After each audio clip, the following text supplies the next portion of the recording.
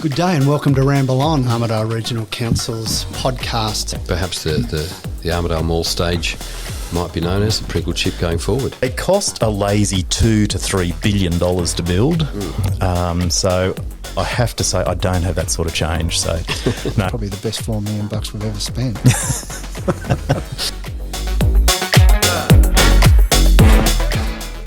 Welcome back to Ramble On, and unlike previous episodes, we do have a new co-presenter, so I'd like to welcome Deputy Mayor Todd Redwood. Thanks, Sam.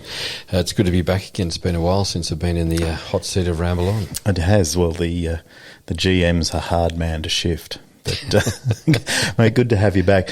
Been plenty on in the last couple of weeks, and I think the first thing we probably should open the batting with is we had an ordinary council meeting this time last week, so I think it was October 23rd. Two big things came out of that. The first one was something about Duval High School. You want to talk us through what went on there?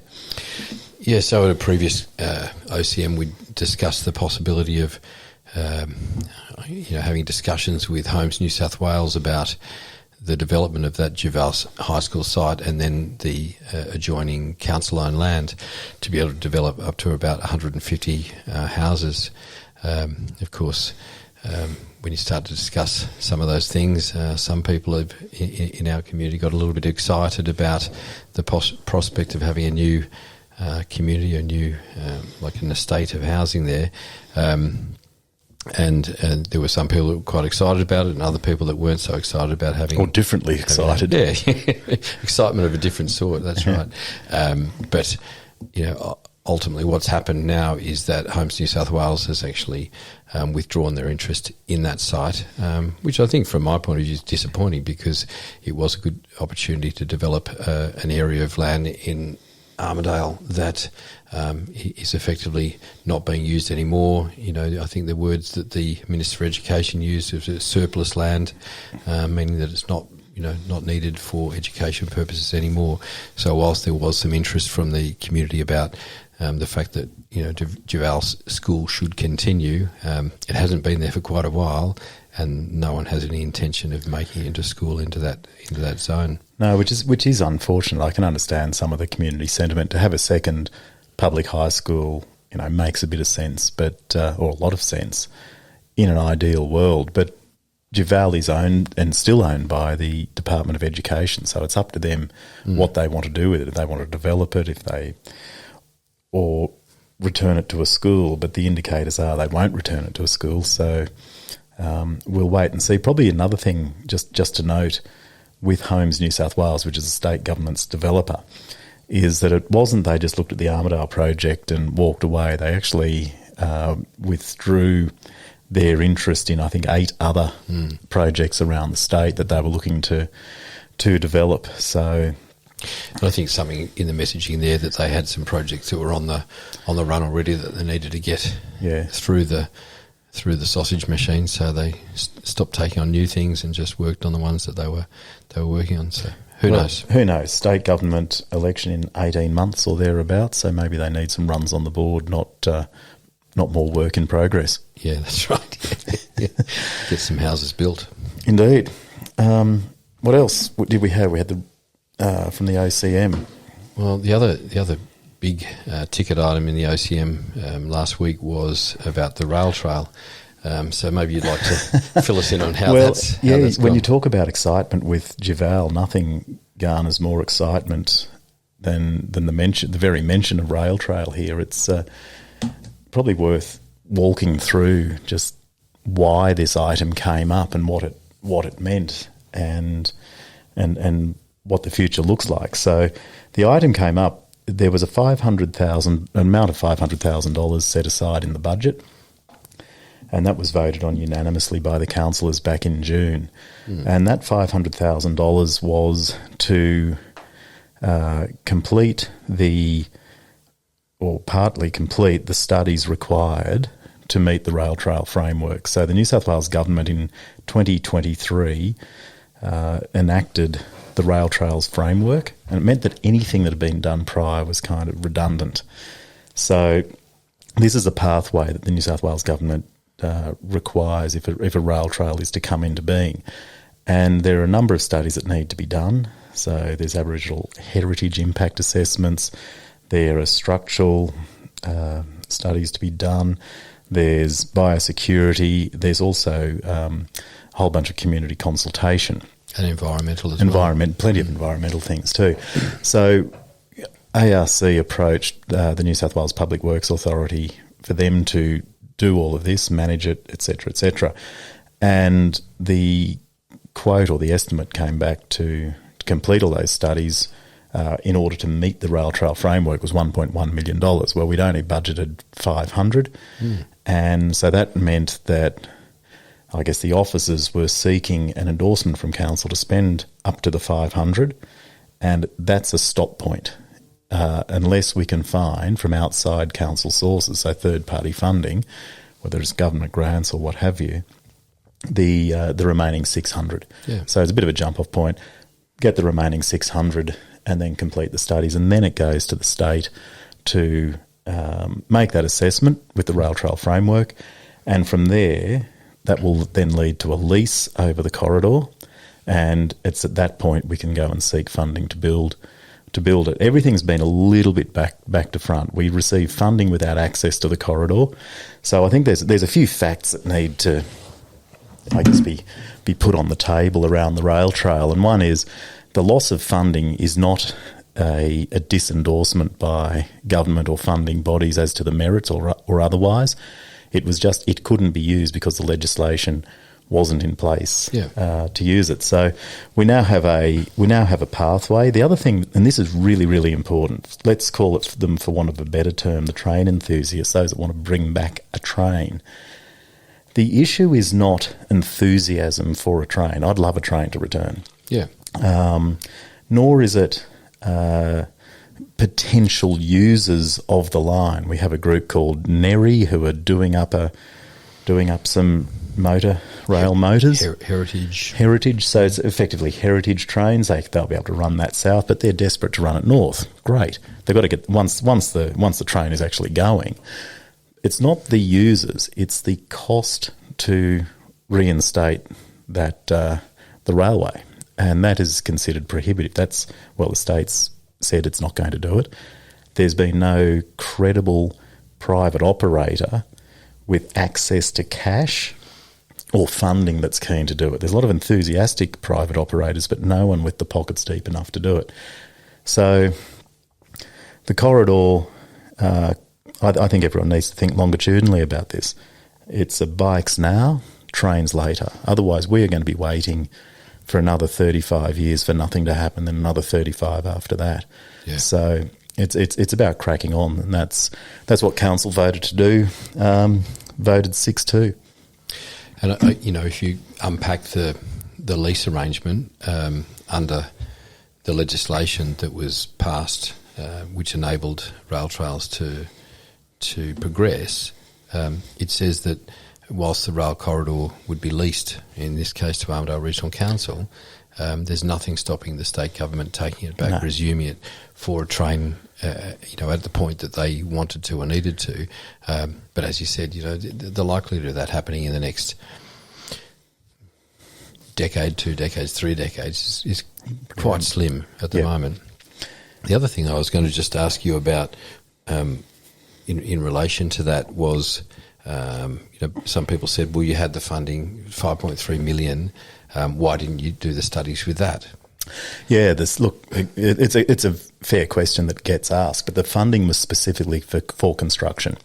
And when we asked the state, could some of that be, it was actually feds, could a portion of that be applied to the studies? They said no. Yeah.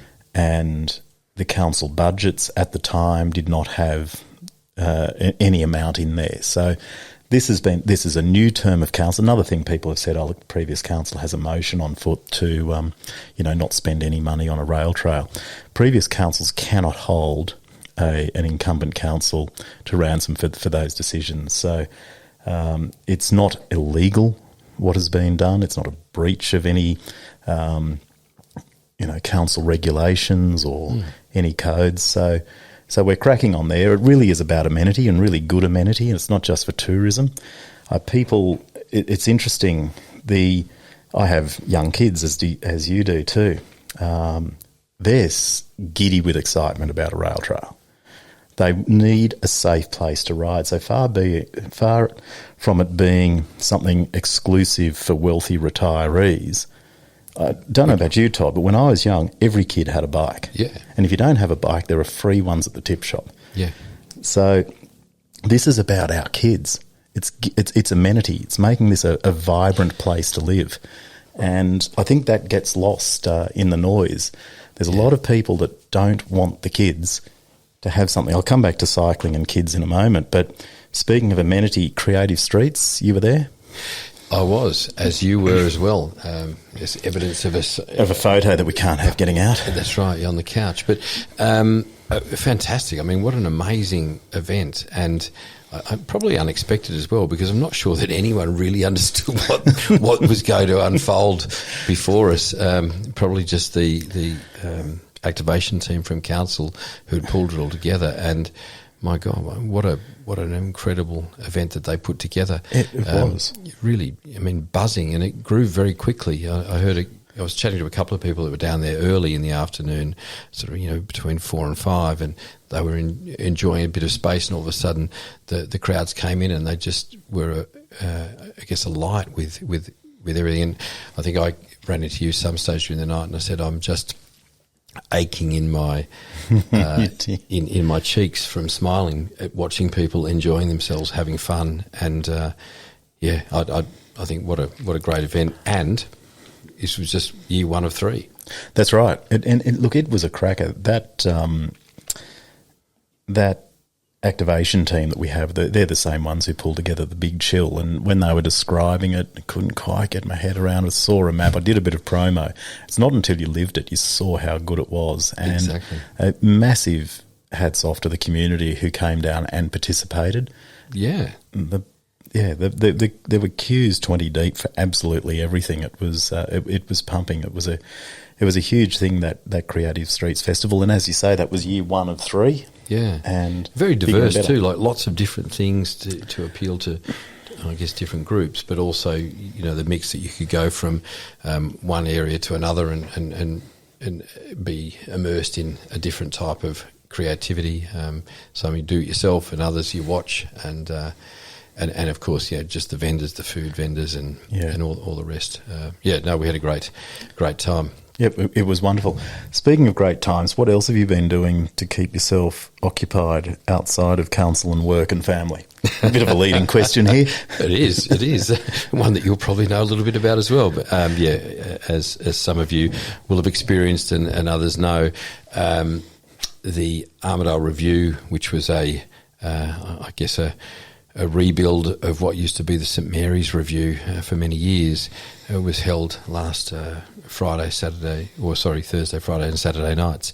And, you did have one of the early starring roles in there, Mr Mayor. Let's just call it a role, shall we? Yeah, well, Robert Palmer's never been the same, and of course, I had a few as well throughout. Well, let's talk us through your roles. And did you have to dress up or undress for any of them? My first role was supporting my good wife, who was she was acting the part of Shania Twain. Yeah, shy little thing, Tennille, isn't she? She is. She really came out of a shell. So she's been found on the stage in Armidale, and funnily enough, people said to her, "Oh, so when was your last production?" She said, "Oh, I don't do this. This is not my gig." But she owned the stage. She's going to be asked to be in many things from here on. But yes, I was a backup guitarist for Shania Twain. What did you have to wear for that?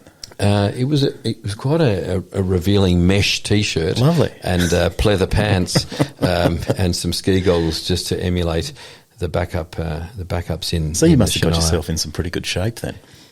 Absolutely, like I've mentioned to many people, the desire to shift some kilograms didn't match my ability, but I think I looked desirable enough. And then we were in a Grease number, so I was right. Danny Zuko, Tennille was Sandra D, and that was a fun one. Yep. I think then the next thing that shocked Armidale was me being part of the full Monty. Right. So, yeah, rather than the traditional G-strings were flying. Police uniforms, we were in dryers of bones of Kookaburras and various other bits of paraphernalia, including Velcro stripper pants and red G-strings. But, all was revealed to those that were there. And then a bit of AC/DC. And then finally, you and I joined together in the ABBA medley, just to polish the night off. But it was a serious, it was a really serious undertaking and a huge undertaking. There's a lot of talent around, so it was great. Yeah. And I'll throw myself in the talentless pool, but there was it catered for a real breadth of abilities. Yeah. Plenty of enthusiasm, but a big thank you and hats off to Jenny Hanna, who, as I understand, was the ringmaster, and then a bunch of others, Warren Bartik, who wrote the script, and plenty of choreographers. I think it was the dancing that was the shot. Yeah. Anyway, the Revue, that was a win. Great. And it was for good cause. The funds raised were to be given to Dementia Australia. The whole show that we performed last week was a tribute to Pam Menzies. Yeah, Pam Menzies, who was integral in the St Mary's revues and the pantomimes that were held many years ago. And unfortunately, Pam's in a situation where now she's sort of deeply suffering dementia, was unable to join us for the reviews. But, yeah, we've done some good stuff to be able to raise some money to support that research. I think the other thing that happened last week, we had a few Australians join us. We did, yeah. We upped our citizenship by 49. Yeah. Here in Armidale. So we have usually about 3 citizenship ceremonies a year. It was a great one. It was in the mall. The sun was shining. It was just one of those beautiful spring days. And I've said this before on this podcast, but also during the ceremonies, citizenship is one of the really unexpected highlights of my role. You just see reflected back in the eyes of the new citizens just their excitement to become Australians.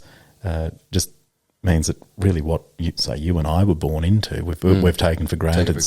Yeah. It's a great thing, and people from all walks of life keen to make Australia home, which is fantastic, but also Armidale. So it was actually one of them was a doctor from Germany who's been here for 22 years. Right, yeah, well, there you go. And decided to take the plunge. Yeah, the paperwork caught up with him. I know that, you've given me the privilege of doing that a couple of times. The first one through you contracting COVID for your first time, so That's right. You're unable to do it. And then another time when you weren't in Armidale, and I must say it is a thrill. It's a great experience, and I've never felt more paparazzi'd in my life than at the Citizenship Ceremony. Yeah, no, if your confidence is down a little, chair a citizenship ceremony and you want people taking a photo, it's great. Yeah. Actually, just a little detour and we'll come back to All Matters Council. Last week was also UNE Graduations, and I went out to one they had out there at Boolamimba, the Science, Agriculture, Business and Law one, and it was a perfect spring day, and the setting's glorious there anyway. The setting is glorious. Yeah. I was under the shade. You've been under the shade out there as well, so it makes it even more glorious and advantageous. Easy. Comfy seat and a bottle of water. Yeah. So that was good. And a few other, actually probably one other thing that I'll raise that's happened this week was the official reopening of Kookaburra Crest mountain bike park. And so this was, I guess there were a few ducks all lined up in a row. There was a bit of a community hoo-ha. We're over on Railway Parade, some kids, and you know who you are. They'd actually written to me as well. They'd made their own BMX jumps and everything. In the absence of... Yeah, in the absence of anything else. Yeah. And it was a great thing, but, you know, for a whole bunch of red tape, etc., got in the way, and council had to be the party poopers there. But at the same time, in meeting with the kids, the New England Mountain Bike Club and a few other pieces fell into place. The Kookaburra Crest mountain bike track was in desperate need of rehabilitation. It had also been subject to an Aboriginal land claim, which made it difficult to, if not legislatively impossible, to repair unless we jumped through a whole bunch of hoops. But some of our team found a way to do that, and at the same time, I'll make this up, Australia's premier mountain bike track builder became available. Yeah, there you go. So all of these things happened during the beginning of the school holidays. Guy came, we were able to get the legislation through to get some machinery onto the mountain bike park. And for those who don't know but want to get up there, it's up behind, it's near the lookout behind at the top of Drummond Park. And it's a cracker. So this bloke spent a week or two there with his skid steer and other bits and pieces, just shaping it. He was also a professional motocross rider, so he's pretty unafraid. So he took his mountain bike there and he'd build a jump and then he'd test and go, no, that's not big enough. And he was able to redo it. So that opened up. The mountain bike club is up there every Monday helping people who want to have a go. And the opening night, there would have been 60 people on bikes. Yeah, it was great. A belter. But that's a great community story too, and where, we've been able to find a solution to a problem, something that became a problem, and the people have got somewhere to go now, and it's right on our doorstep. It's not, you don't have to go out of town. No. It's good. Look, and it was necessary, as the main mountain bike tracks that we have here, so the Pine Forest, that's sort of fallen apart, following a whole bunch of things out there. The one out at UNE is unusable because of the snowstorm and all of the hangers up there. So just speaking to some of the mountain bike crew there, it's, as you know, it's all through the Pine Forest out at the UNE, and what to do. There's going to be a lot of time, effort and money to bring that back to life. So this is the interim. Yeah. I mean, I can just hear us being rained on now, but it's also been good to get a couple of a few drops of rain in the last few days. I think I've seen some happy graziers out there, looking good. They're happy. The other thing that I was just going to say that you and I unfortunately weren't able to go and experience was the opening of Packsaddle and the associated activities with that. But I hear that it's another great exhibition. So there's plenty going on, isn't there? I'm keen to get up there and have a look before it closes on the 9th of November. Actually, I'll go up for a bit of a snoop too, but forget my wallet. Anyway, I think on that happy note, that probably draws us to a close. That's great. Great to catch up. Thanks for inviting me along. Pleasure, mate. Cheers. See you soon.